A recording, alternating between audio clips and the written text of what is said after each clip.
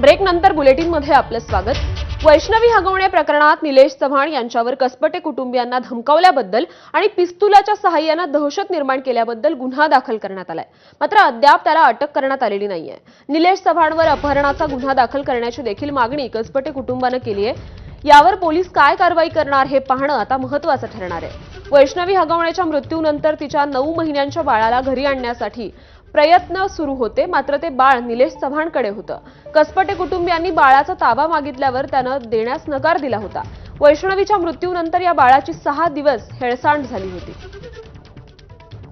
या संदर्भात अधिक अपडेट्स देत आहेत आपले प्रतिनिधी मंदार गोंजारी। मंदार, आता हगवणे कुटुंबातील सदस्यांना अटक तर झाली आहे, परंतु ज्या निलेश चव्हाणने अवैधरित्या बाळाला घरात डांबून ठेवलं होतं त्या निलेशवर आता काय कारवाई होणार हा प्रश्न उपस्थित आहे। मंदार,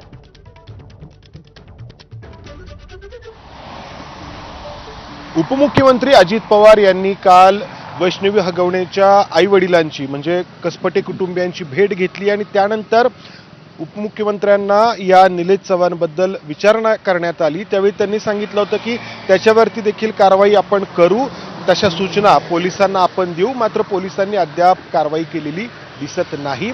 खरं तर आपण पाहिलं 9 महिन्याच्या बाळाला बेकायदेशीर पद्धतीनं निलेश चव्हाणनी त्याच्या घरी ठेवलं होतं।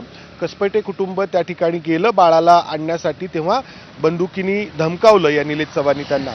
त्यानंतर कसपटे कुटुंबियांनी पोलिसांकडे खरं तर अपहरणाचा, बाळाला डांबून ठेवल्याचा गुन्हा दाखल करण्याची मागणी केली, तशी तक्रार दिली, मात्र पोलिसांनी फक्त धमकावल्याचा गुन्हा जो आहे तो दाखल केलेला आहे। त्याच्यामुळं या सगळ्या प्रकरणामध्ये वारजे पोलिसांची भूमिका देखील संशयाच्या भोवऱ्यामध्ये येते।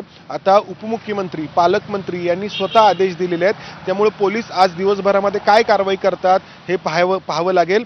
दुसरीकडे पोलीस असं सांगतायत की हा निलेश चव्हाण गायब झालाय, तो कुठे आहे याचा आम्ही शोध घेतो आहोत। हो, नक्कीच मंदार, या संदर्भातले अपडेट्स वेळोवेळी जाणून घेत राहू। तुर्तास धन्यवाद आपण दिलेल्या या माहितीसाठी। कोल्हापूर दौरा आटपून उपमुख्यमंत्री अजित पवार संध्याकाळी